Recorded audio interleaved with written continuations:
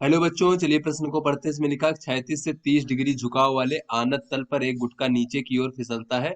स्थिर अवस्था से गति प्रारंभ करने के बाद 2 सेकंड में वो 8 मीटर की दूरी तय कर लेता है।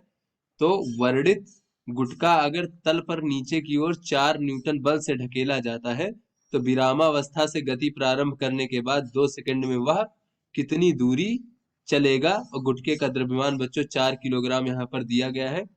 तो चलिए बच्चों, इस प्रश्न की मूल अवधारणा को देख लेते हैं। तो बच्चों, कोई अगर हमारी वस्तु जो है एक समान त्वरण के अंतर्गत गति करता है बच्चों, तो उस पर हम गति के समीकरणों का प्रयोग कर सकते हैं। तो ऐसे में अगर देखें बच्चों कि गति का द्वितीय समीकरण क्या होता है बच्चों, तो गति का द्वितीय समीकरण होता है एस बराबर यू टी धन 1/2 ए टी का वर्ग।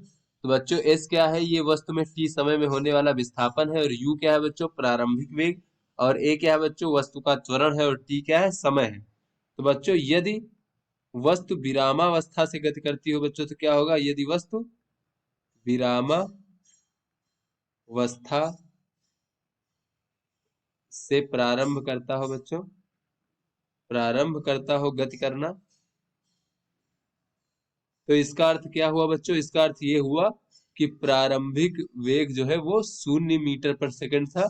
तो ऐसे में बच्चों गति के समीकरण से देखें तो विस्थापन एस बराबर हो जाएगा बच्चों हमारा 0 × टी, तो 0 हो जाएगा, और ये हो जाएगा 1/2 ए टी का वर्ग। तो बच्चों इस प्रकार से चलिए अब अपने प्रश्न को हल कर लेते हैं। तो बच्चों इस प्रश्न में कहा जा रहा है कि 36 से 30 डिग्री झुकाव वाले आनत तल पर एक गुटका नीचे की ओर फिसलता है।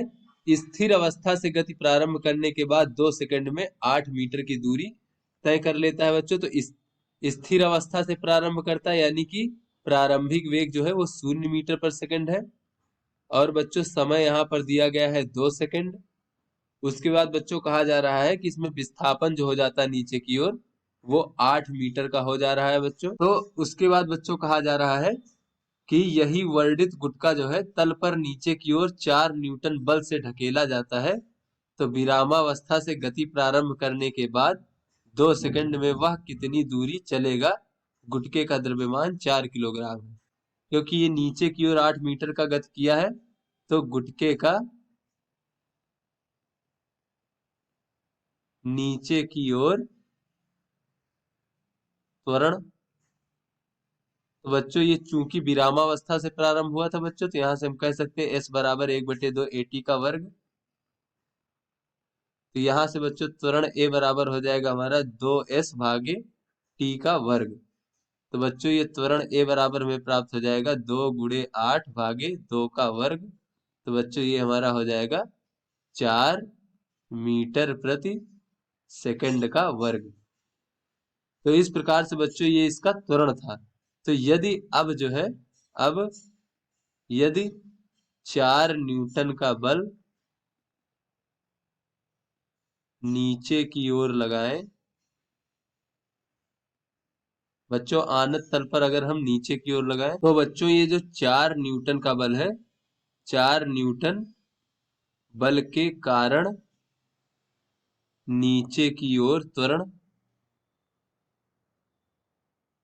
नीचे की ओर बच्चों जो त्वरण उत्पन्न होगा वो कितना हो जाएगा, वो हो जाएगा बच्चों बल भागे द्रव्यमान। तो बल बच्चों 4 न्यूटन है, और इसका गुटके का द्रव्यमान बच्चों को दिया गया है 4 किलोग्राम। तो बच्चों ये हमारा हो जाएगा, इस 4 न्यूटन बल के कारण जो त्वरण उत्पन्न होगा वो हो जाएगा 1 मीटर प्रति सेकंड का वर्ग।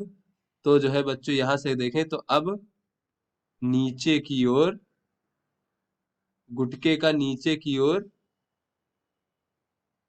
कुल त्वरण कितना हो जाएगा बच्चों, तो इसे हम ए डैश मान लेते हैं। तो पहले बच्चों ये हमारा 4 मीटर पर सेकंड का वर्ग था, 1 मीटर पर सेकंड का वर्ग और त्वरण हो गया बच्चों। तो ये बच्चों कुल त्वरण हो जाएगा यहाँ पर नीचे की ओर 5 मीटर प्रति सेकंड का वर्ग।